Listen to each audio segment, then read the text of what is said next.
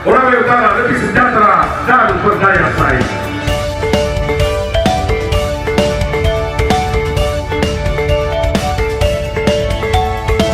Seluruh Sulawesi Tenggara ini pusat pembicaraan orang tentang sumber daya alam yang luar biasa itu di Konawe Utara. Di periode kedua Pak Ruksamin saya kira menunjukkan kemajuan. Saya kaget tadi malam dan tadi pagi saya mutar sini, itu berbeda sekali dengan beberapa tahun yang lalu.